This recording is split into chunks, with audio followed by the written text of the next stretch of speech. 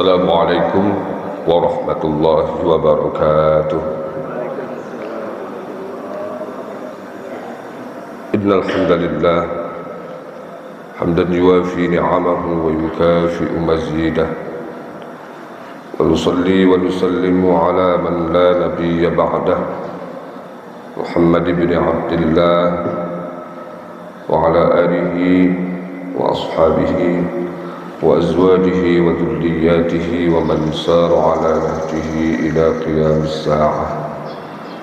Rabbi shrah li sadri wa yassir li amri wahlul 'uqdatam min lisani yafqahu qawli, amma ba'du.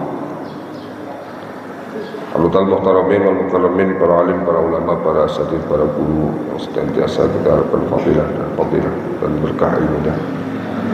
Jajaran pengurus PKM Masjid Bani Umar yang saya muliakan, hadirin dan hadirat jamaah salat subuh rahimakumullah. Segala puji mari kita sama-sama panjatkan kehadirat Allah Subhanahu wa taala atas berbagai limpahan nikmat karunia anugerah yang senantiasa Allah berikan dan curahkan tanpa henti dan tanpa bisa kita menghitung-hitungnya. Salawat serta salam mari kita hadiahkan kepada baginda agung Muhammad sallallahu alaihi wasallam serta keluarga, para sahabat, para tabi'in dan juga tentu saja umat Rasulullah yang senantiasa istiqamah dan berkomitmen dalam menegakkan sunnah-sunnah beliau sampai hari akhir nanti. Baik, kita lanjutkan kajian surah Thaha. Di kesempatan yang lalu kita sudah membahas tentang bagaimana wahyu yang Allah turunkan kepada Nabi Musa ketika beliau dipanggil di Bukit Sinai,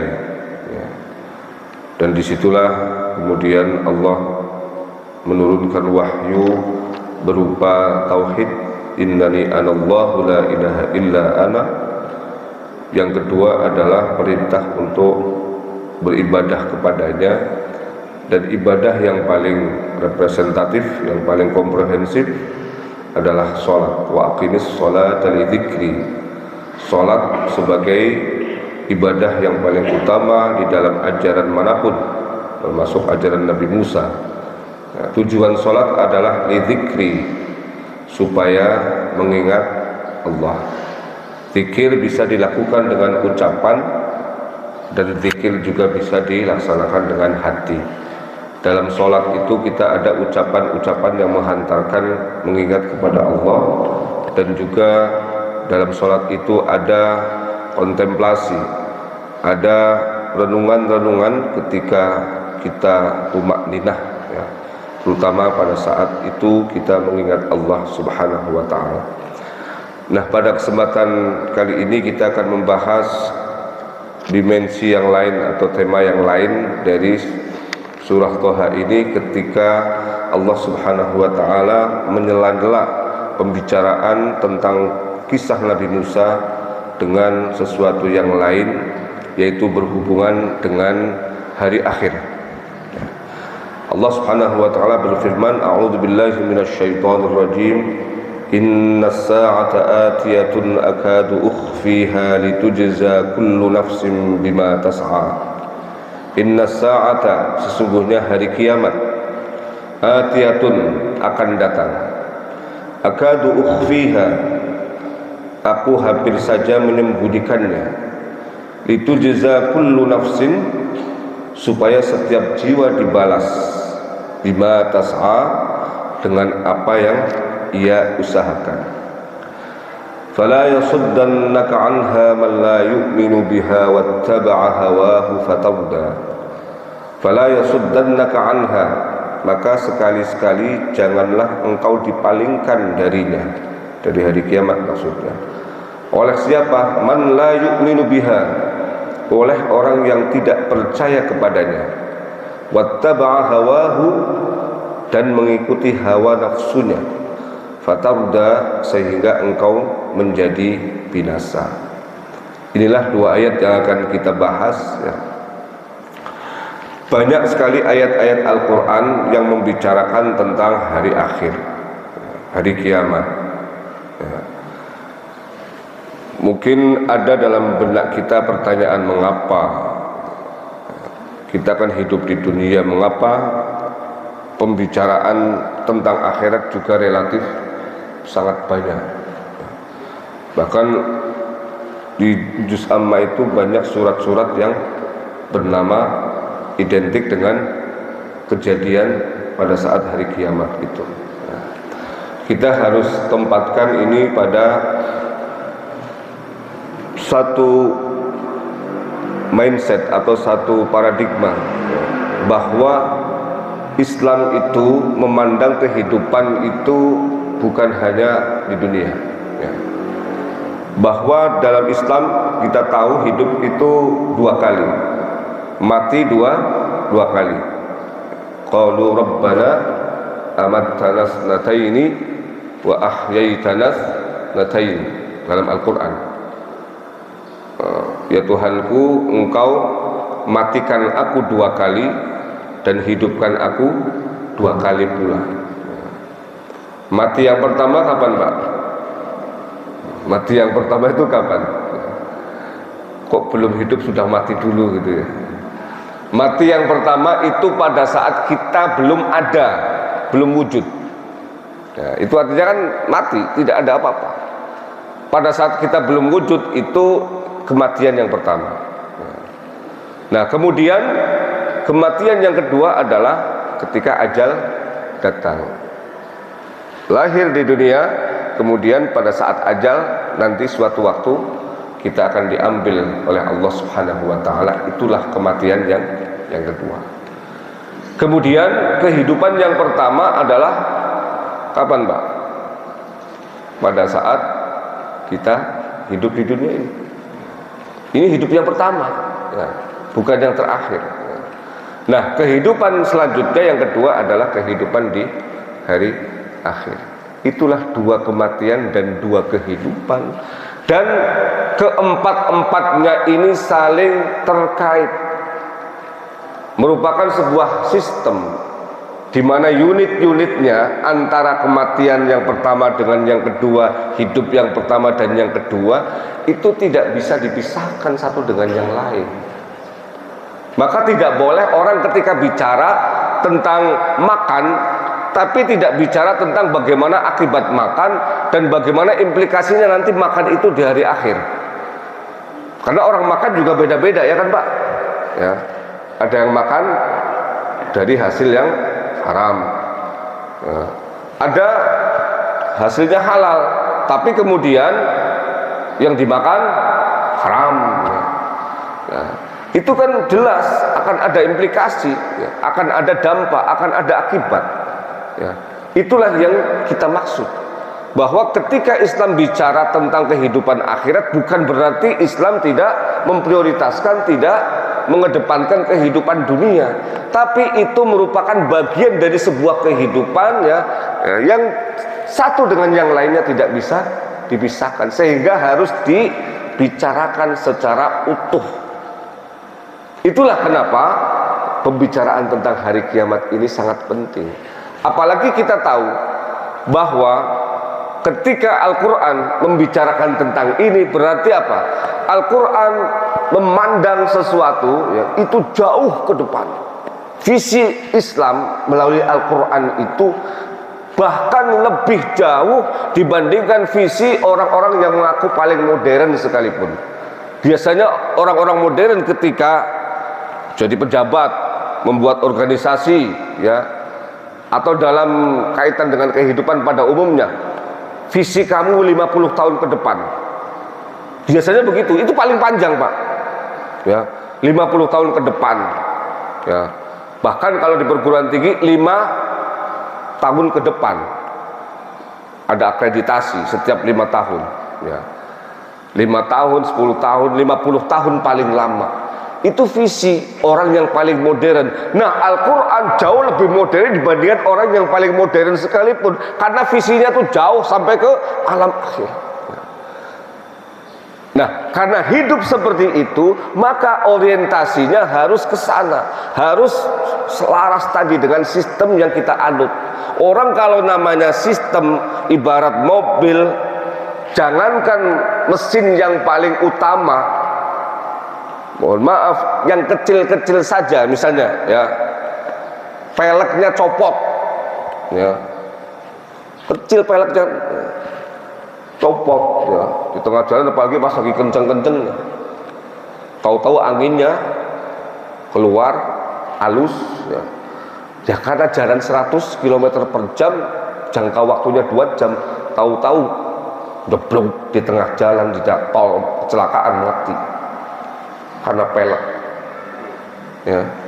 Nah, kita bicara tentang sistem. Nah, sistem itu tidak bisa mengatakan bahwa ini kecil, ini besar. Semuanya ada dalam sebuah unit dan saling mendukung satu dengan yang lain, saling melengkapi, saling mengisi.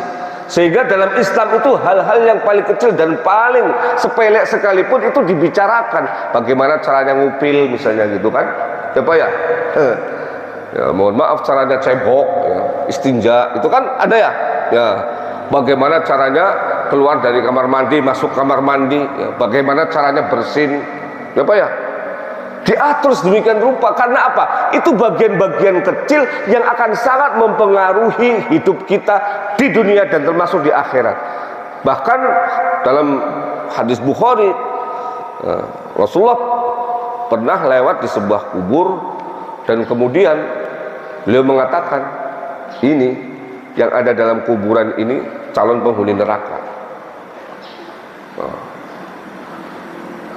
Kenapa ya Rasulullah? Sahabat bertanya. Ya, yang satunya ini ya, tukang fitnah, tukang mengadu domba, ya, tukang bikin orang heboh karena ucapannya. Nah itu biasa kebanyakan. Tapi yang satu ini ya masuk neraka karena urusan kencing sembarangan. Gitu. Ya Pak ya, kencing sembarangan. Lah kenapa kencing sembarangan bisa menghantarkan orang ke neraka? Iya, orang kencing sembarangan, bajunya kena najis, sholatnya nggak sah. Ya. Nah ini kan kelihatan sepele, tapi itu sangat vital. Urusan kencing itu, buang air itu. Ya. Inilah yang kita maksud bahwa pembicaraan tentang hari akhirat merupakan sebuah keniscayaan, karena hidup ini merupakan kesatuan yang utuh yang tidak bisa dipisahkan satu dengan yang lain. Dan karenanya kemudian dalam Islam itu hidup syarat dengan yang namanya visi tadi, visinya sangat jauh ke depan. Yang kedua, dalam Islam itu hidup senantiasa harus diorientasikan untuk yang lebih jauh, ya. Kalau dalam Al-Quran, Rabbana atina fid dunya hasanah wa fil akhirati hasanah wa qina adzabannar, ya. Ya, itu kan visi, ya. Tapi kita harus mengingat bahwa ketika kita ingin mendapatkan hasanah di dunia, ya, maka hasanah kebaikan yang didapatkan di dunia itu syarat dengan kesulitan, syarat dengan keletihan, syarat dengan akibat, syarat dengan berbagai konsekuensi, ya. Orang di dunia jangankan kepengen jadi presiden, jadi RT aja kadang sikut-sikutan, capek, ya, ya kan? Orang pengen makan enak, nah, harus bayar mahal. Pengen tidur yang paling nyenyak, yang paling VIP, hotel bintang 7 Uyar namanya, atau hotel bintang 9 NU, ya. Nah, ya itu harus bayar mahal, ya kan? Tapi coba di surga, orang mau makan yang paling mewah sekalipun, mau hotel yang paling berbintang-bintang berapapun itu, mau bintang 1000, bintang 2000, ya, itu nggak ada bayar.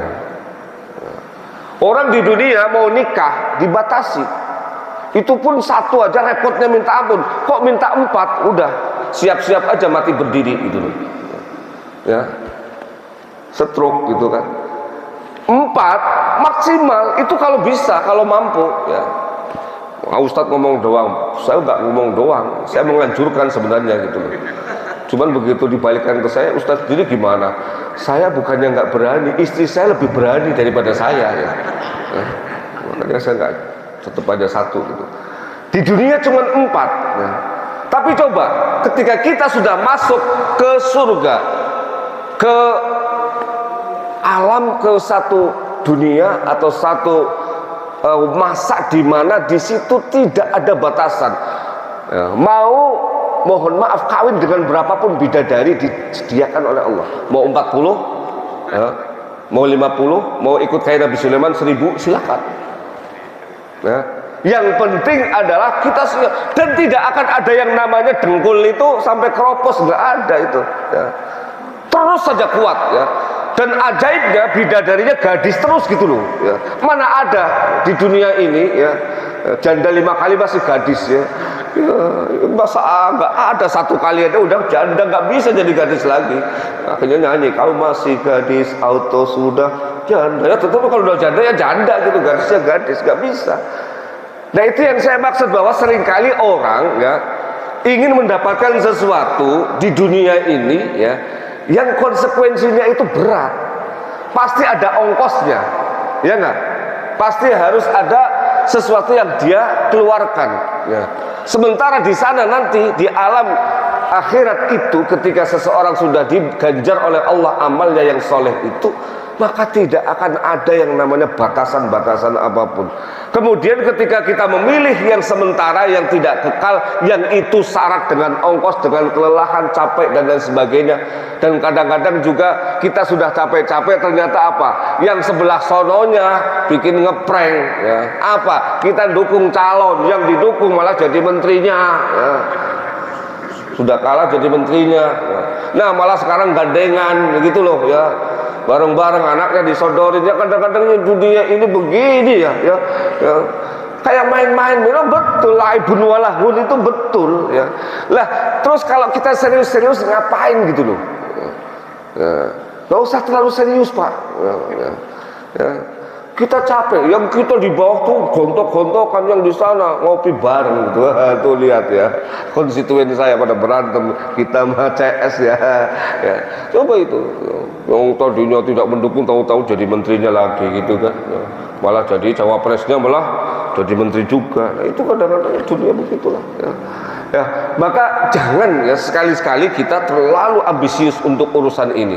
Karenanya Al-Quran mengingatkan bahwa ketika dibicarakan tentang hari akhir nanti, itulah sejatinya ya, visi daripada seorang mukmin sejati. Harus diarahkan semuanya ke sana. Apapun yang kita lakukan di dunia ya, mau profesi ustadz, mau profesi petani, pedagang, pengacara, pejabat ya, teknisi ya, ataupun praktisi, semuanya ya harus diorientasikan ke sana. Inilah kenapa pembicaraan tentang hari akhir itu sangat urgen ya. Kita sampaikan di sini. Maka kemudian Allah menegaskan di sini ya, bahwa hari kiamat itu pasti akan datang. Atiyatun. Akadu ukhfiha, ini ada bahasa yang agak rumit perlu kita bicarakan. Aku hampir saja menyembunyikannya. Maksudnya apa? Maksudnya bahwa ya Allah tidak menyembunyikannya, tapi hampir-hampir menyembunyikannya, justru menunjukkan bahwa hari kiamat itu pasti akan terjadi ya. Pasti akan terjadi. Karena apa? Karena di situ Allah tidak menyembunyikannya, hampir-hampir menyembunyikannya. Artinya apa? Hanya Allah saja yang tahu ya. Tidak ada siapapun kecuali Allah, bahkan Nabi Muhammad, bahkan malaikat Jibril itu tidak pernah diberi informasi tentang kapan datangnya hari kiamat. Sehingga Allah menggambarkan hampir-hampir aku menyembunyikannya untuk diriku sendiri gitu loh. Bagaimana untuk orang lain, ya kan? Ya sama lah ya. Kalau kita menyembunyikan untuk diri sendiri, bagaimana mungkin untuk orang lain ya. Maka ini menunjukkan kerahasiaan daripada hari kiamat. Dan siapapun kemudian misalnya ada ahli tafsir yang katakanlah mengaku sebagai yang paling pintar ya, ahli nujum, ahli paranormal dan lain sebagainya, yang mengatakan bahwa hari kiamat akan datang pada saat ini bla bla bla dan lain sebagainya, itu omong kosong. Semuanya bohong. Karena apa? Jangankan manusia biasa, Rasulullah, malaikat Jibril, malaikat yang paling dekat dengan Allah pun tidak diberitahu tentang ini ya. Nah, cuma memang Rasulullah SAW diberi isyarat tentang tanda-tandanya, diberi oleh Allah wahyu ya, bahwa akan ada tanda-tandanya, dan karena tanda-tanda itulah ya, kita sudah bisa menerka, oh sekarang sudah mulai kelihatan orang-orang bodoh pada jadi pemimpin, ulama-ulama sudah mulai jarang. Karena apa?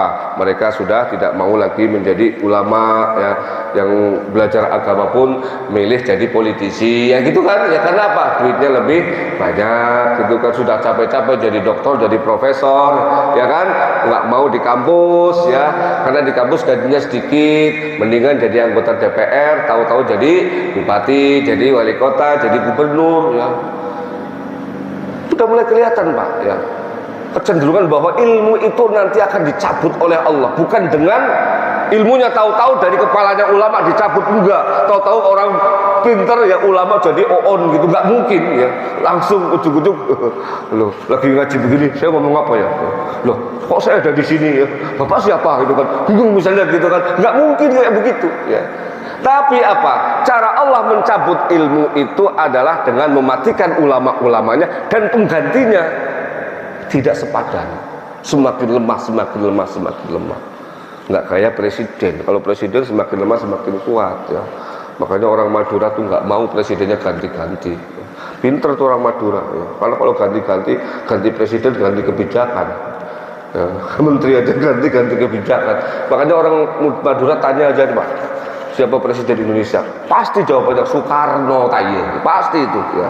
Nah yang lain penggantinya taye ya. Nggak mau dia, Soekarno aja, yang lain penggantinya ya. Nggak mau ya. Ini kata apa? Ya tadi itu. Tapi kalau ulama biasanya coba Pak ya, ulama-ulama besar ya, kemudian wafat, itu pasti anak cucunya nggak ada yang menggantikan. Nah ini tanda yang sangat jelas ya. Tanda yang sangat jelas ini sudah diisyaratkan oleh Rasulullah Sallallahu Alaihi Wasallam. Nah sekarang kita bicara tentang kiamat, itu kan salah satu yang gaib ya Pak. Kiamat ya, ternyata apa ya, ternyata kalau kita perhatikan, kita cerna, kita renungkan dalam kehidupan kita ini, saya mau nanya Pak, yang kelihatan sama yang tidak kelihatan banyakan mana Pak? Ya. Coba sekarang saya mau nanya, 1 jam ke depan Bapak tahu nggak, atau Ibu tahu nggak apa yang akan dilakukan? Nggak tahu kan ya. Sekarang ya, Bapak dan Ibu datang ke sini untuk mendapatkan berkah ilmu. Berkah ilmu itu kelihatan apa enggak? Ada wujudnya apa enggak? Pahala ada enggak wujudnya ya? Enggak ada ya. Banyak sekali hal-hal yang gaib yang kita tuju menjadi apa, tujuan hidup manusia ya. Ketenangan batin, wujudnya kayak apa sih? Enggak ada, tapi dirasakan. Berkah memang wujudnya enggak ada, enggak bisa digambar tuh, enggak apa, berkah itu kayak begini, gambarnya kayak begini, enggak bisa, tapi orang merasakan. Nah gaib itu seperti itu sebenarnya Pak, hanya nggak bisa dilihat saja, cuman kita pasti merasakannya ya enggak? Allah memang nggak bisa kita lihat, tapi mana mungkin Allah tidak ada ya. Jangankan misalnya yang besar-besar, yang kecil saja diurus. Bagaimana ngecat cabai ya. Cabai itu warnanya beda-beda. Ada lagi yang ajaib, kacang bisa dibatik Pak ya. Ya pernah lihat kacang batik ya. Kacang itu loh, kacang tanah batik ya. Pernah lihat nggak? Wah jangan-jangan nggak pernah lihat. Waduh, saya itu berkali-kali kemarin sempat beli itu kacang dalamnya itu, kacangnya itu batikan, kayak batik Pak ya. Itu bagaimana batiknya gitu di dalam itu ya. Kecil-kecil lagi gitu ya. Nah itu yang bisa kita renungkan, bagaimana mungkin Allah tidak ada itu ya. Pasti ada, karena apa? Semuanya serba teratur ya. Semuanya serba rapi, tidak ada satupun dalam kehidupan dunia ini yang bentrok satu dengan yang lain. Pernah lihat gak orang tahu-tahu jalan otaknya hang ya. Ya, tahu-tahu jalan hang gitu loh ya, kayak komputer, kayak laptop kita, kayak HP kita, tahu-tahu hang ya. Nggak ada itu ya. Padahal apa, organ di dalam otak manusia itu adalah salah satu organ yang paling kompleks di seluruh dunia. Yang paling ribet itu yang namanya jaringan-jaringan saraf itu ya. Tapi nggak pernah yang namanya konslet. Yang konsep yang ada di jalan itu pun biasanya perlahan-lahan Pak, langsung ya. Dia cerai sama istrinya ya. Kemudian apa, bangkrut usahanya ya kan, ya, nggak kuat imannya, akhirnya apa? Hang. Tapi kan bertahap, nggak ujuk-ujuk kayak HP kita. Tahu-tahu, maaf, telinga Anda sedang rusak, ya, HP tidak bisa menerima. Telinganya yang disalahin, padahal HP-nya yang nggak nyambung gitu kan.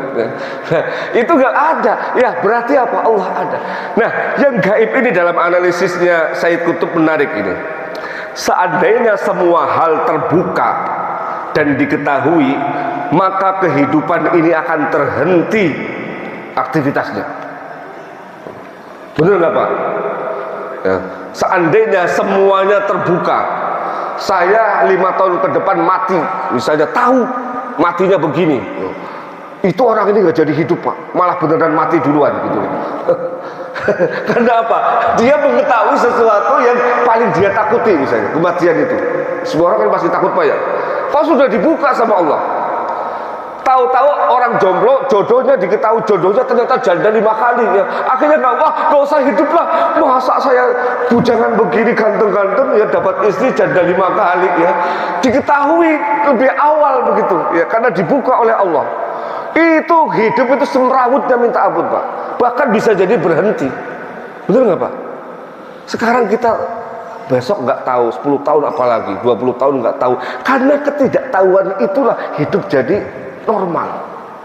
Hidup berjalan dengan dinamis, dengan mengasyikkan. Ya, dia kan pilgub, pilkada sekarang ini siapa yang mau jadi Pak? Siapa yang mau jadi? Tahu nggak? Mereka tahu nggak? Nggak tahu. Kalau sudah tahu, ngapain pilihan? Udah tahu kok ya, nggak usah pilih semua. Jadi dia gitu kan. Wah, kalang kabut itu panitia nggak laku, KPU juga nggak ada yang bayar. Karena apa? Pemerintahnya ogah mengadakan pilkada. Udah ketahuan kok. Ya. Dia nggak Pak? Pokoknya semuanya itu kalau sudah diketahui lebih awal, ya, pasti tidak akan bisa berjalan.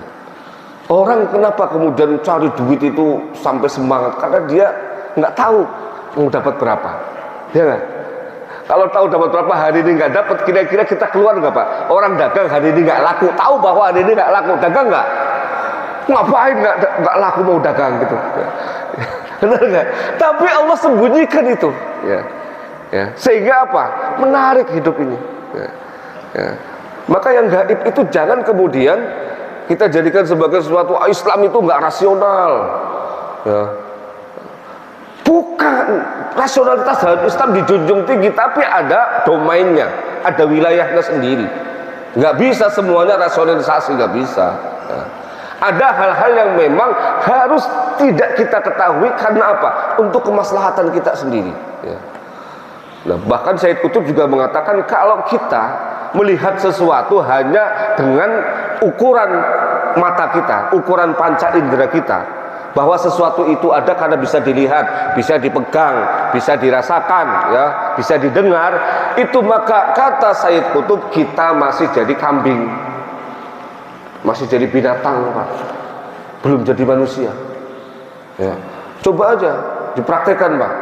Bedanya manusia dengan kambing itu apa? Sama-sama ada rumput, tapi rumput tetangga. Kira-kira ada rumput tetangga bahenol gitu ya. Ya. Kita manusia, apalagi Muslim yang taat. Ya. Kira-kira mau diembat nggak? Ya enggak lah. Tapi kambing. Ada kambing bahenol, padahal kambingnya punya tetangga, nyemplak nggak Pak kira-kira? Dicemplak aja, cemplak gitu, begitu segala macam. Oh kambing kok. Karena apa? Dia hanya melihat apa yang dia lihat secara fisik. Dia tidak bisa melihat di balik yang terlihat itu. Ini istri saya apa bukan? Ya kan? Kalau manusia, ya itu pasti mikir, ini bukan istri saya, cantiknya kayak apa? Nggak boleh. Ya. Karena apa? Manusia. Ya. Sama ya, ini minuman wah luar biasa ya, menggugah selera. Siang-siang jam 2 lagi musim panas, ada es ya, es tehnya itu subhanallah menggoda sekali. Tapi apa? Kita punya penyakit batuk yang kronis ya, bahkan sudah kena TBC ya. Pasti akan mikir gua ya segernya kayak apa, saya sakit kok, nanti tambah sakit, kasihan istri saya. Kalau saya mati mah nggak apa-apa, istri saya kasihan. Nanti kalau saya mati dianya ya susah nyari yang kayak saya. Ngalah ngeles kamu gitu kan. Ya. pasti dia nggak jadi minum. Coba yang namanya ayam, kambing apa, ketika dia lihat itu enak pasti diminum. Ternyata apa? Diracun. Karena apa? Itu ayam sudah ngasih oleh-oleh tiap pagi. Di depan terasnya orang itu ngasih oleh-oleh. Oleh-olehnya subhanallah itu Pak ya, namanya tai ayam, tai sendiri ada yang gempel, ada yang encer. Dan ini seringkali ngasihnya encer.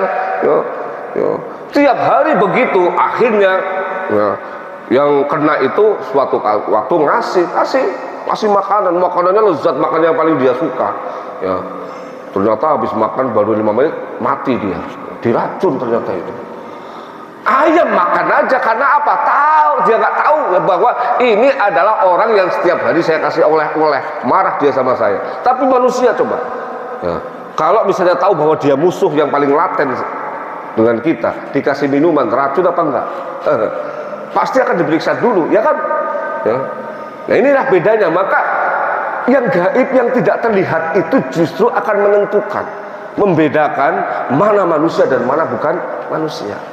Nah ini pentingnya ya. Bahkan tadi Said Qutb mengatakan tidak akan ada gaib. Yang kedua, manusia justru mengejar sesuatu yang tidak pasti atau gaib. Itu tadi sudah saya jelaskan ya. Kita cari rezeki, tahu nggak Pak berapa yang kita dapat hari ini? Bahkan seorang yang gajinya itu sudah tetap sekalipun, ASN misalnya, atau pegawai seperti saya ya, tapi tetap aja nggak bisa Pak hitung-hitungan Pak ya. Hitung-hitungan bulan ini pasti begini-begini, nggak bisa.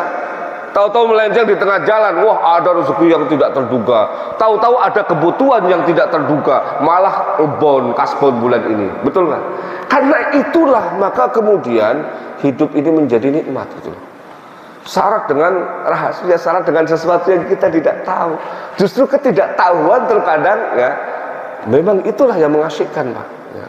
Nah ini mengejar sesuatu yang tidak pasti. Kemudian yang ketiga, gaib membuat manusia belajar untuk mengungkap tabirnya. Karena banyak yang rahasia, banyak yang tidak diketahui, banyak yang tidak terlihat ya, yang gaib itu. Maka kemudian manusia berusaha mencari tabir yang tertutup itu sehingga menjadi terbuka ya, manusia suruh belajar, manusia suruh mencari, pada akhirnya ketemulah ilmu-ilmu yang tadinya gaib. Ilmu psikologi muncul ya kan, dari sesuatu yang terpendam di dalam dada atau hati manusia terungkap, akhirnya ditemukanlah ilmu itu. Akhirnya ada yang namanya ilmu hikmah. Ilmu hikmah itu mengungkap tabir daripada rahasia seseorang atau rahasia alam, fenomena alam yang kemudian dipelajari. Bahkan ada kitabnya sendiri Pak. Ada kitab banyak, salah satunya yang saya tahu itu Syamsul Ma'arif itu ya. Itu kitab tentang hal-hal yang kayak begitu dipelajari ya. Dan memang bisa gitu loh. Ya, artinya apa? Yang gaib itu hikmahnya adalah membuat manusia itu pengen menelusuri sebenarnya sampai di mana tingkat kegaibannya. Ya saya salah satu contoh misalnya yang kaitannya dengan syariat Islam saja, yang awalnya kita tidak tahu, tiba-tiba kemudian menjadi tahu. Mengapa sih, saya pernah sampaikan udah lama itu, mengapa sih wudhu itu syariatnya ketika kita hadas kecil ya, itu yang dibasuh muka, tangan dan kaki. Sementara yang menjadi biang keroknya orang batal itu ada di jalan depan dan belakang kita, kubul dan dubur itu, ya kan? Kubul itu keluar angin, ya, dubur keluar ampas, gitu kan? Nah, itu yang bikin orang hadas. Tapi yang dibasuh bukan itunya, tapi muka, tangan dan kaki. Nah, ini kan kalau menurut logika dan nalar kita, apa sih hubungannya? Syariat malah kelihatan nggak nyambung gitu kan? Ya. Harusnya kan yang dibasuh itu selesai kan? Ya. Ya. Tapi malah muka, tangan dan kaki. Nah ini kemudian manusia, cuman sayangnya yang nyari biasanya orang Islamnya malas ya. Oh, kenapa wudhu udah dari sono udah takdir, udah gitu aja kita ikuti aja. Yang nyari malah orang lain. Profesor dari Austria namanya Leopold von Ehrenreich, ya, susah namanya, Leopold von Ehrenreich. Ya. Dia itu psikiater. Ya. ahli kejiwaan.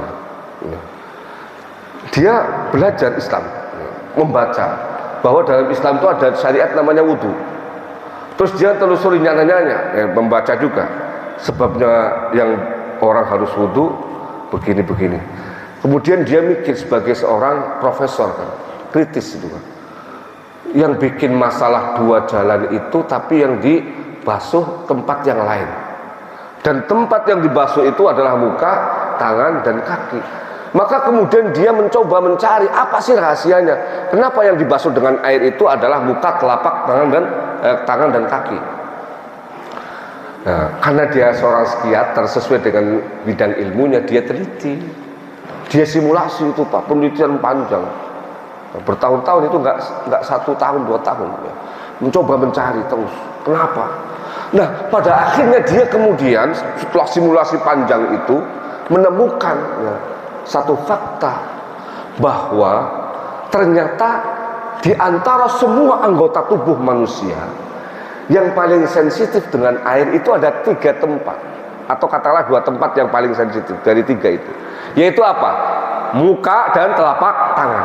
Muka ada di sini Pak, nah di sini sekitar sini, pilingan kalau orang Jawa. Kemudian telapak tangan. Berdasarkan penelitiannya, ya, kalau orang sering menyiramkan air di 2 tempat itu, ternyata orang ini dari sisi kesehatan jiwanya jauh lebih baik dibandingkan orang yang jarang menyemprotkan air di 2 tempat itu. Ternyata apa? Implikasi dampak dari wudhu itu adalah bukan hanya menyehatkan badan, tapi menyehatkan jiwa. Lah, profesor ini kaget menemukan fakta ini. Walah, ternyata bukannya nggak nyambung, malah lebih daripada nyambung. Bukan hanya sekedar menghilangkan kotoran. Ya memang 3 anggota tubuh ini kan Pak ya, yang paling banyak bersentuhan dengan kotoran. Muka, tangan, dan kaki. Ya enggak? Semua orang tahu ya, maka dibasuh. Ternyata bukan hanya itu, rahasia di balik itu adalah orang yang wudhu itu bukan hanya sehat fisiknya, tapi juga sehat jiwanya. Disitulah kemudian dia, wah ini baru, ini benar-benar bukan datang dari manusia, syariat yang kayak begini. Akhirnya dia mu'alaf, masuk Islam Pak, menjadi namanya Baron Omar von Evennes. Nah ini kadang-kadang yang nemu malah orang lain Pak. Ya tapi itu kan yang kita maksud, bahwa bisa jadi kita kan nggak tahu ya, tapi lama-kelamaan orang tahu kenapa sujud harus begitu. Ketemu juga kan ya, Fidelma O'Leary namanya, dokter dari Amerika ya, Fidelma O'Leary itu ahli saraf, itu menemukan itu Pak. Ya ternyata orang yang sering kali sujud ya, ya itu ya, ini sarafnya itu, darah yang masuk ke saraf itu akan lancar. Kenapa? Dia sebagai seorang neurolog ya, ahli saraf itu menjumpai orang-orang yang jadi pasiennya, itu semuanya tuh aliran darah ke sarafnya itu ada yang mampet Pak. Hampir semuanya mampet itu yang datang ke dia itu. Maka kemudian hampir saja dia punya kesimpulan bahwa semua manusia itu sarafnya ada yang tidak dimasuki oleh darah, artinya mampet. Hampir saja dia berkesimpulan seperti itu. Sampai suatu waktu datang seorang pasien mengeluhkan sakit kepala, diperiksa. Begitu diperiksa, darahnya itu Pak lancar sampai ke sarafnya. Di sini kemudian Fidelma heran, kamu kok lainnya dengan yang lain itu? Yang lain mampet semua, kamu kok lancar? Gimana aktivitas kamu? Ya. Orang ini kemudian mengatakan, I am Muslim. Saya seorang Muslim, seorang India itu, yang kebetulan Muslim ya, dari India, tapi saya warga negara Amerika. Saya setiap hari sholat 17 rakaat. 17 rakaat itu saya sujud katanya. Nah, coba praktekkan cara sujud kamu. Ini berdasarkan kan dokternya itu ya. Sujud akhirnya diteliti itu Pak. Sujud caranya begini, tangannya begini. Dia teliti. Berapa? Coba waktu kamu sujud berapa? Subhanarabbiyal a'la wa bihamdihi 3 kali itu minimal. Ya kan? Ya, lebih lama lebih baik. tapi jangan kelamaan, ya, nanti tidur Pak, ya. Nggak bangun-bangun. Atau kalau nggak tidur apa, darahnya pindah ke kepala semua, begitu bangun udah kayak gitu ya. Begitu rakaat berdiri langsung sampingnya itu, ya. Ini orang sholat apa tenar gitu kan, ya. Jangan terlalu lama. Nah, itu diteliti Pak, ternyata hasilnya adalah bahwa orang yang rajin sujud itu darahnya akan mengalir dengan lancar ke seluruh anggota tubuh. Karena apa? Manusia semuanya aktivitasnya bertumpu kepada kaki. Semuanya. Ada nggak Pak? Orang jalannya pakai kepala. Itu mah tukang sulap Pak. Nggak ada. Orang semua jalan dia pakai kaki. Karenanya apa? Darah itu tertumpu ke kaki semua. Kepala ini tidak dialiri, nggak lancar, maka gampang pusing, ya. Ya. Tapi ketika seringkali sujud, coba posisinya kan semuanya di atas, kepala paling bawah, mengalirlah ke sana. Nah, ini kan rahasia-rahasia yang kemudian dicari. Kenapa harus begini? Ketemulah. Ya. Awalnya gaib, tapi lama-kelamaan gak gaib. Mungkin suatu waktu akan ada juga penemuan-penemuan baru, ya, dari yang tadinya dianggap gaib menjadi tidak gaib. Karena memang gaib itu ada dua sebenarnya Pak. Al-ghaibun naw'ani, ada dua nih. Al-ghaibul mutlak, yang pertama adalah yang gaib mutlak, la ya'lamuhu illallah, yang tidak diketahui kecuali oleh Allah. Ya tadi itu kita lahir tahu-tahu jadi laki-laki, ya. Bini kita tahu-tahu ternyata bini kita. Ya Allah, kamu itu 10 tahun jadi sekretarisku, ternyata sekarang jadi istriku, ya. Dulu kemana saya? Itu kakak ipar saya, Pak. Ya, itu rahasia jodoh itu, ya. Jadi kakak ipar saya tuh menikah usianya sudah 40 tahun. Itu sudah dijodohin kemana-mana Pak, ya, ditunjukin sana sini. Ternyata begitu 40 tahun menikah, yang dinikahi itu sekretarisnya, yang sudah 10 tahun bekerja sama dia. Pertanyaannya, 10 tahun yang lalu Anda kemana? Padahal di depan Anda sendiri. Terus kenapa harus tunggu 10 tahun sampai Anda usianya 40 tahun gitu loh. Nah ini jodoh gitu loh. Kita nggak tahu kapan digerakkan oleh Allah, tahu-tahu kemudian nikah, ya nggak? Ya. Kemarin beberapa waktu yang lalu tetangga saya, ya, cerita, istri saya yang cerita itu kan. Jadi anaknya selesai kuliah nggak mau nikah, pokoknya mau kerja, dibicarain masalah nikah marah-marah dia. Tahu-tahu kemarin datang, Bu, saya mau nikah. Kaget ibunya, tapi seneng gitu kan. Emang ada yang cocok, ada ya. Orangnya gini baik-baik, tahu-tahu ngajak nikah, ya udah saya mau. Padahal tadinya marah-marah kalau dibicarain masalah pernikahan, nggak bisa itu. Itu adalah namanya sesuatu yang tidak diketahui kecuali oleh Allah. Ya, rezeki sama ya. Ya, hal-hal yang gaib, apalagi yang jelas-jelas tidak terlihat, ya. Jelas-jelas nggak terlihat, misalnya malaikat, ya kita nggak pernah ketemu, ya. Jangan mengharap ketemu malaikat, Pak. Takutnya yang datang malaikat Israel gitu kan. Kalau malaikat yang lain nggak masalah, malaikat Jibril apalagi. Nah yang pertama itu tidak ada yang tahu kecuali Allah. Kapan hari kiamat, ya, esok yang terjadi apa, ya. Wa tadri nafsum bi ayyi ardin tamut, kapan kita mati dan di mana, nggak ada yang tahu kecuali Allah. Yang kedua, al-ghaibun nafs nisbi, ghaib yang nisbi, relatif.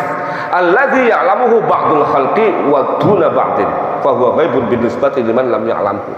Jadi yang kedua gaib tapi nisbi, relatif. Ini maksudnya adalah gaib bagi satu kelompok atau satu orang, tapi tidak gaib bagi yang lain. Bagi saya Pak, ilmu matematika itu gaib Pak. Tapi bagi ahli matematika itu tidak gaib. Ya, saya suruh ngajar matematika, orang yang belajar matematika sama saya dijamin pulang dari pelajaran saya stres semua, ya. Karena nggak ada yang cocok dengan rumus-rumus yang dia pelajari gitu.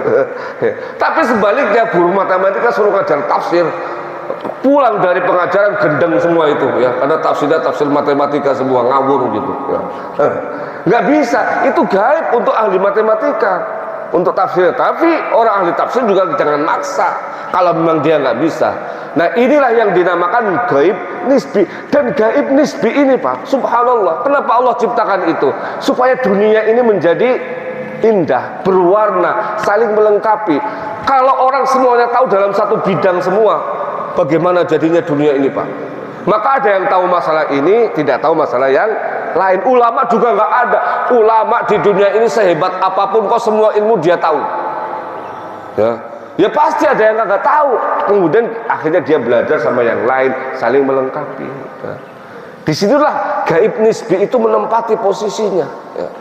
Jadi karenanya ternyata ketika kita bahas yang gaib-gaib itu, bukan semata-mata kemudian selesai tidak dilihat udah. Ternyata banyak sekali hikmah yang dikandung di dalamnya. Maka kemudian ketika itulah Allah memfirmankan fala yasuddannaka anha man la yu'minu biha. Janganlah sampai memalingkan darimu, maksudnya hari kiamat dan yang gaib-gaib tadi itu. Siapa yang memalingkan? Orang-orang yang tidak mengimaninya. Ada orang yang tidak iman kepada yang gaib, Pak. Ya contohnya ya orang-orang materialisme, orang-orang mengikuti paham materialisme. Ya mereka mungkin dalam pemikirannya bisa jadi sebenarnya percaya, tapi perilaku dan sikapnya tidak mencerminkan itu, bahwa dia mempercayai sesuatu yang tidak ada. Harus ada, harus konkret.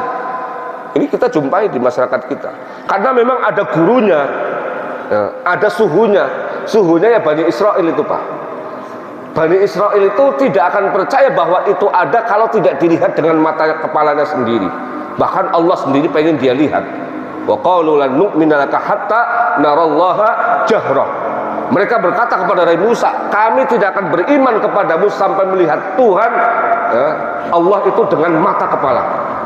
Dan itu pengikutnya ternyata banyak. Bukan hanya dari kalangan mereka, umat Islam juga ada yang jadi korban, Pak. Korban virus materialisme ini. Yaitu apa? Mereka memandang bahwa sesuatu eksis, sesuatu ada, sesuatu wujud, itu harus ada bentuknya secara fisik. Ini menyesatkan, Pak. Dan ini bahaya kalau kemudian anak-anak kita jadi penganut itu. Karena mereka pasti mengukur, Pak. Ngajak kok pengajian, ngajak tuh makan-makan jelas konkret gitu loh. Pengajian dapat pahala, makan enak, kenyang perut, itu konkret, Pak, gitu. Anak-anak kita sudah mulai berani gitu. Tolong kasih tahu sama mereka, tidak semuanya itu harus berwujud sesuatu yang fisikal. Ini karena apa? Ya karena media, pengaruh daripada hedonisme yang dilakukan oleh manusia-manusia sekitarnya, itu yang kemudian memengaruhi paradigma anak-anak kita. Ini sudah menular, Pak. Dan kalau menular itu bahayanya adalah semua orang berlomba-lomba untuk mendapatkan itu. Karena apa? Parameter kehebatan, kesuksesan, kejayaan seseorang itu ketika terlihat mobilnya merek apa, rumahnya tingkat berapa, tanahnya ada berapa ribu hektar, jabatannya setinggi apa. Ya kan, Pak, ya? Itu bahayanya di situ sebenarnya.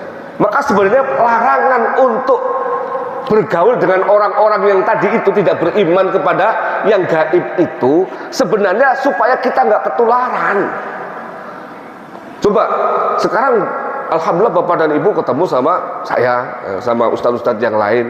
Saya juga ketemu sama Bapak, ketemu di kampus orang-orang yang percaya semua sama yang gaib, sama Al-Quran, sama keberkahan, ya kan, sama pahala.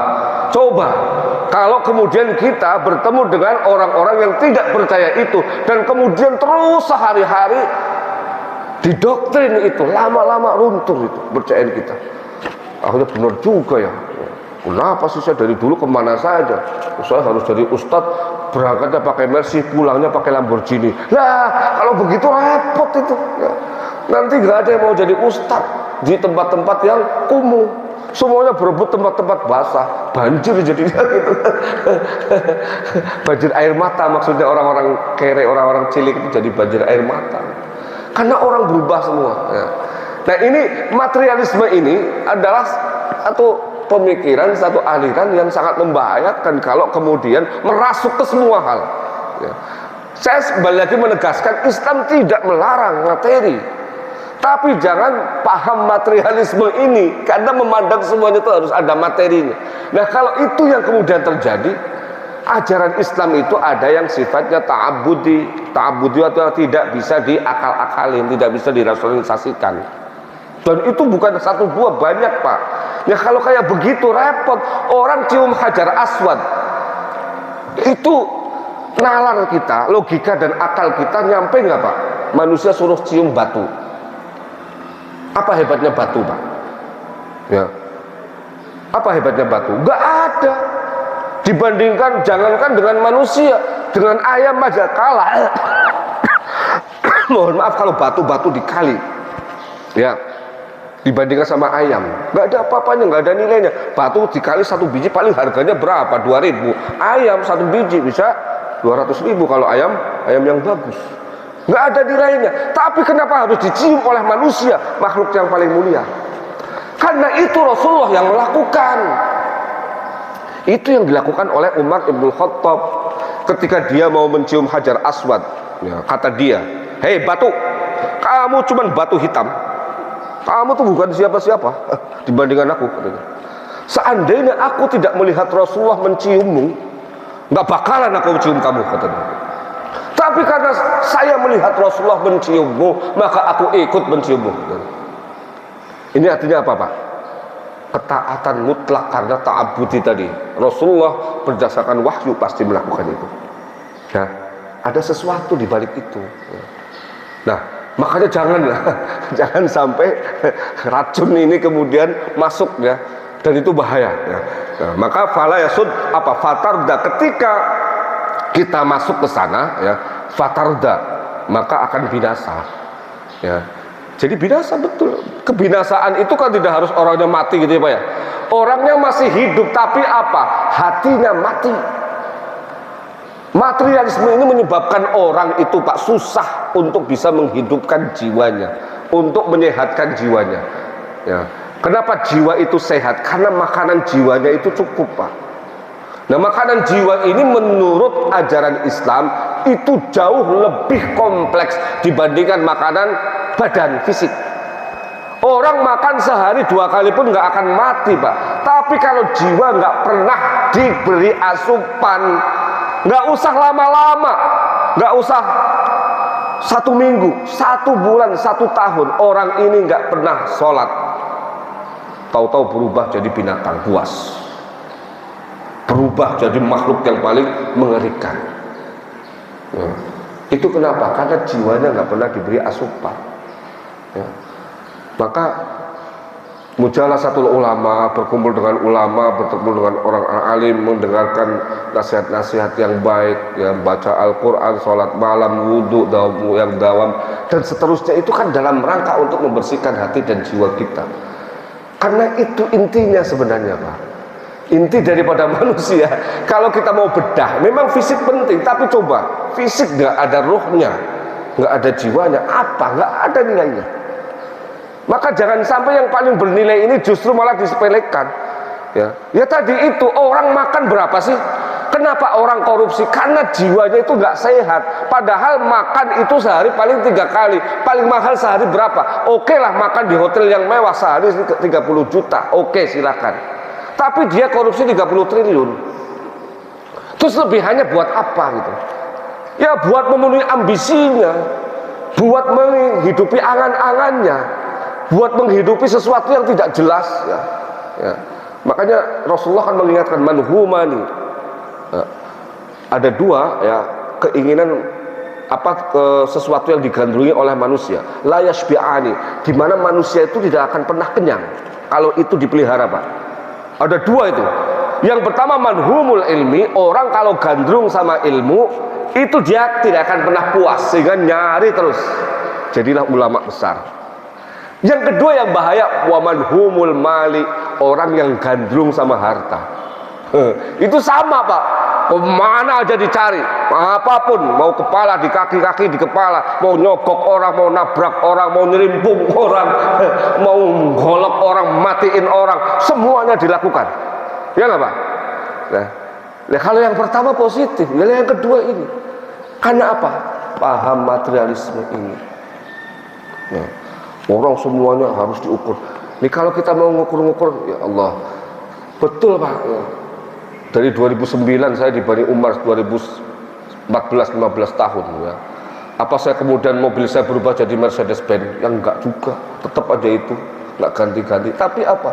Ada sesuatu kenikmatan yang tidak didapatkan di tempat-tempat yang lain, katakanlah ya. Kita ngajar di kampus juga ngajar itu kepuasan, tapi di kepuasan yang lain, kepuasan batin ya. Saya ikut jadi juri MTQ kemana-mana, itu juga kepuasan batin. Karena apa? Dengarkan orang ngajinya bagus-bagus ya, itu nikmat sekali ya. Nah itu kan sebenarnya yang paling dicari oleh semua orang ya, yaitu apa? Dari ketentraman batin itulah ya, kemudian orang bisa eksis ya, bisa melakukan apapun ya. Orang kalau hatinya sehat, jiwanya sehat, mindsetnya bagus, itu dia akan menciptakan hal-hal yang spektakuler, yang luar biasa ya. Peradaban yang diciptakan oleh Nabi ketika di Madinah itu karena apa? Hati orang-orang yang bersih itu, jiwa orang-orang yang benar-benar berkualitas ya nggak Pak? Dibangun bukan dari orang yang kaya raya. Lah modal apa sahabat muhajirin? Nggak modal apa-apa ya nggak? Datang ke Madinah tanpa modal apapun, tapi modal kekuatan batin itu, iman yang begitu kuat dan kokoh itu. Sudah teruji 13 tahun, nggak memble, diapa-apain sama orang kafir Quraisy, mental semua. Kehebatan mereka itu teruji, kemudian datang 10 tahun di Madinah menciptakan semua hal. Ya, maka ini yang perlu digeber ya. Dan Al-Quran ketika melarang ini bukan semata-mata melarang kita bergaul dengan orang-orang yang tidak percaya hari kiamat ya, tapi lebih pada itu ketika kita bicara hal-hal yang gaib itu, karena yang gaib itu justru tadi menentukan, yang gaib itu justru yang akan mengarahkan kehidupan kita yang lebih baik. Demikian yang bisa kita sampaikan. Sudah 1 jam kita bicara. Silakan kalau ada yang ingin ditanyakan, silakan Pak ya. Silakan.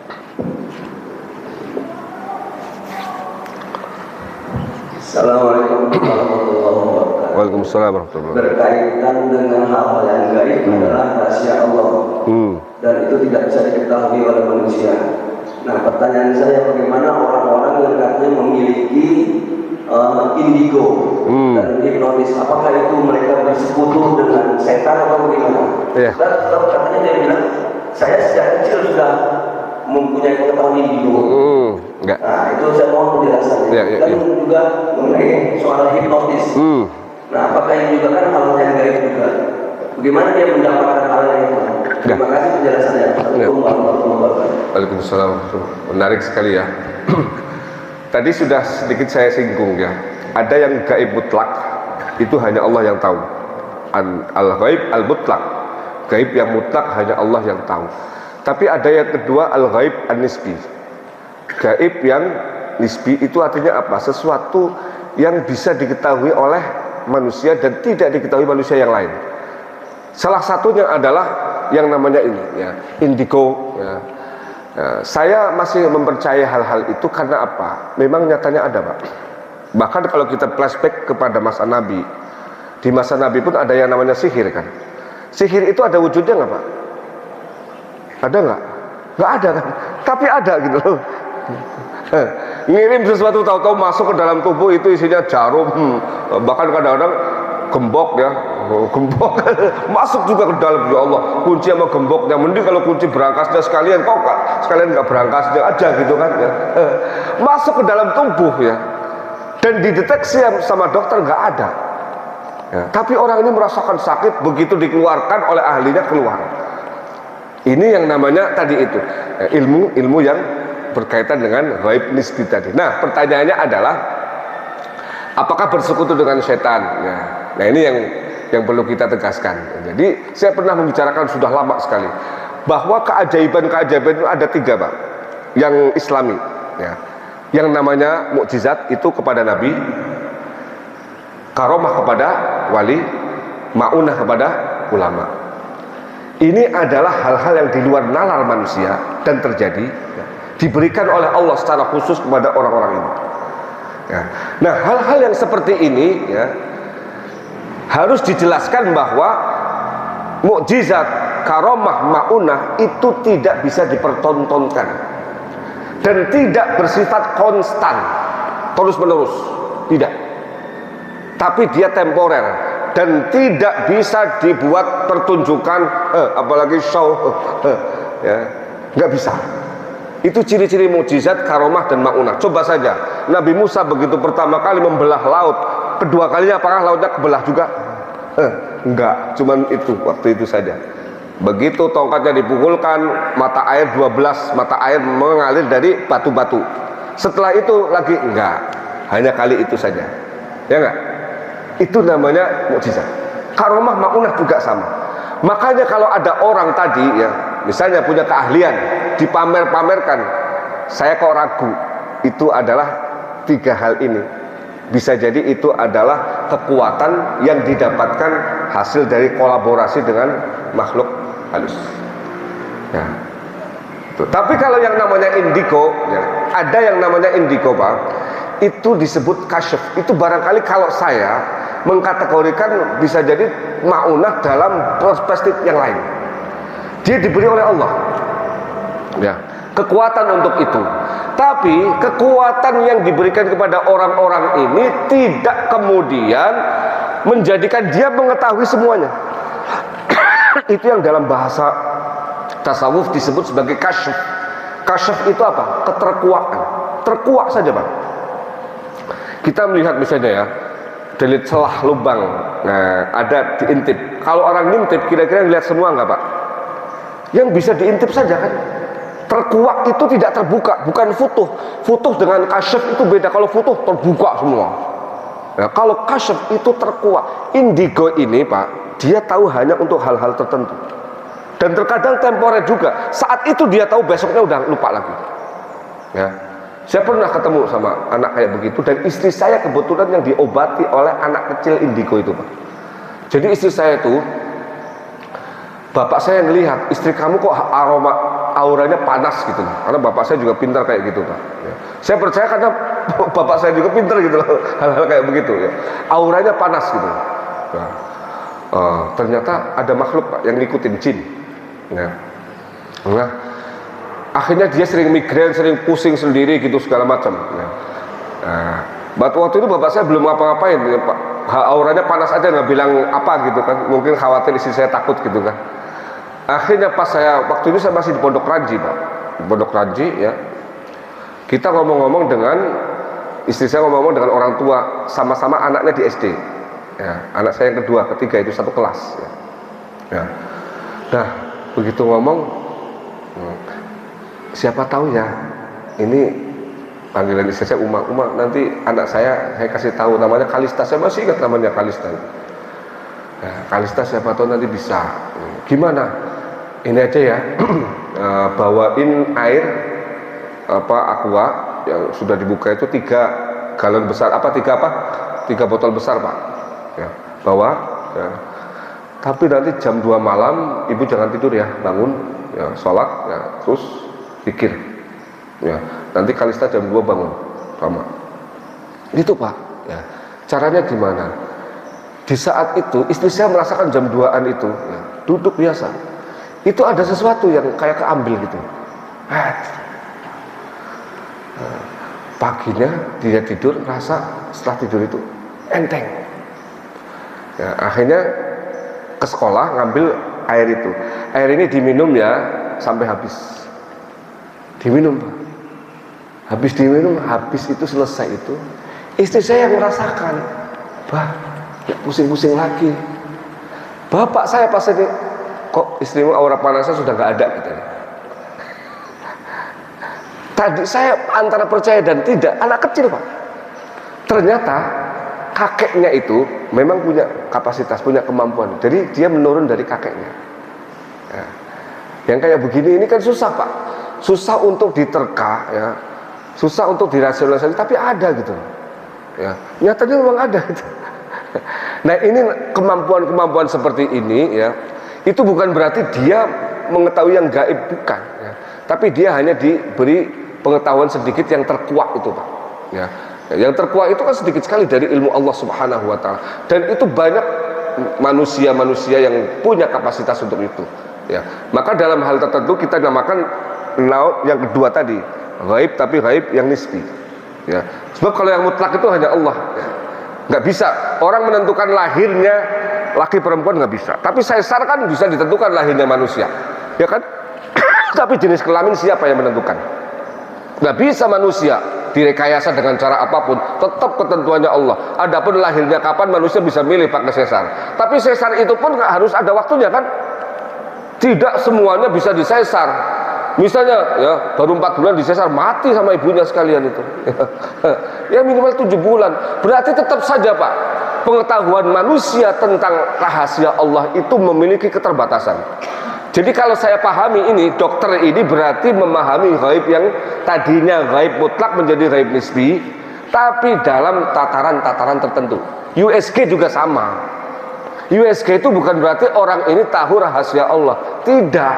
Ya, dia kan juga pakai ilmu. Nah ilmu inilah yang tadi saya bilang bahwa yang gaib itu nanti pada akhirnya tidak menjadi gaib lagi. Ya. Tapi untuk hal-hal tertentu tetap nggak bisa orang matinya kapan, nggak bisa. Jam berapa, kayak apa cara matinya.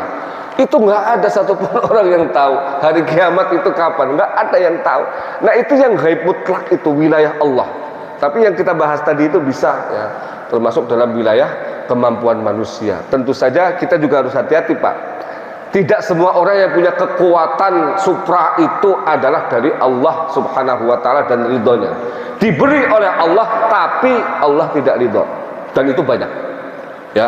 Karena apa? Bisa latihan juga bisa Pak. Coba orang-orang Shaolin Kungfu bisa terbang, bisa Pak. Apakah dia karena dia dekat dengan Allah? Enggak, karena dia riyadhah, dia latihan. Latihannya super hebat, super berat, sehingga badannya bisa melayang. Ya, itu bisa ya. Orang yang bisa mengangkat beban dengan beribu-ribu misalnya ton gitu ya, dengan rambutnya, bisa jadi dia punya kemampuan itu karena dia bersekutu dengan makhluk halus ya, yang punya kekuatan super itu. Dan itu belum tentu atas ridho Allah subhanahu wa ta'ala, karena dia mempertontonkan ya. Ya, saya curiga ya, kayak begitu saya tetap nggak percaya ini bukan mukjizat, ini bukan karomah, ini bukan maunah. Ini pasti sesuatu yang didapatkan hasil kolaborasi, dan itu sudah ada gurunya. Gurunya siapa? Jin Ifrit ya. Ketika bicara kepada Nabi Sulaiman, saya bisa memindahkan sehingga sananya Bilqis ya, setelah engkau berdiri dari tempat dudukmu, ya kan? Itu gurunya Ifrit. Nah gurunya yang satu adalah gurunya malaikat manusia. Qala alladzi 'indahu 'ilmum minal kitabi ana atika bihi qabla an yartadda ilaika tarfuk. Wah, Ifrit enggak ada apa-apanya. Saya bisa mendatangkan sehingga sana sekejap mata. Pret, langsung datang. Nah, ini yang malaikat. Nah, ini yang tadi mukjizat, ini yang tadi karomah, ini yang tadinya maunah, Pak. Nah, tapi yang kayak tadi itu Ifrit gurunya. Jadi sebenarnya ada dalam Al-Qur'an. Jelas, wah ini Ifrit ya. Ini Ifrit kalau di Arab, kalau di Jawa namanya genderuwo Pak ya. Kalau di Jakarta ya, tergantung di mana tempatnya. Di Eropa namanya hampir ya. Kalau di Cina namanya yang kayak gini apa namanya? Oh vampir di Cina ya. Kalau di Barat namanya Dracula ya. Ya itu beda-beda Pak ya. Tergantung budaya masing-masing ya. Maka bisa dilihat kenapa Dracula pakai jas, karena ada di Eropa ya. Ya kenapa vampir loncat-loncat, karena di Cina ya. Kenapa tuyul itu nggak pakai baju, orang Indonesia banyak kalau suka nggak pakai baju gitu ya. Ya itu maka sesuai dengan budaya masing-masing.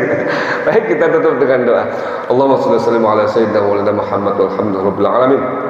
اللهم اجعل جمعنا هذا جمعا مرحوما تفرقنا بعد تفرقا معصوما ولا تجعل فينا ولا منا شقيا ولا محروما اللهم ارزقنا علما نافعا وقلبا خاشعا ولسانا ذاكرا ويقينا صادقا ورزقا واسعا مباركا وعملا صالحا متقبلا اللهم انا نعوذ بك من علم لا ينفع ومن عين لا تدمع ومن نفس لا تشبع ومن دعاء لا يسمع اللهم استجب دعاءنا واشف مرضانا وارحم موتانا ولا تخيب فيك رجاءنا واخدم بالباقيات الصالحات اعمالنا ربنا آتنا من لدنك رحمة وهيئ لنا من أمرنا رشدا ربنا آتنا في الدنيا حسنة وفي الآخرة حسنة وقنا عذاب النار سبحان ربك رب العزة عما يصفون وسلام على المرسلين والحمد لله رب العالمين. Maaf, Allahumma fiqna bil tariq. Wassalamu alaikum warahmatullahi wabarakatuh.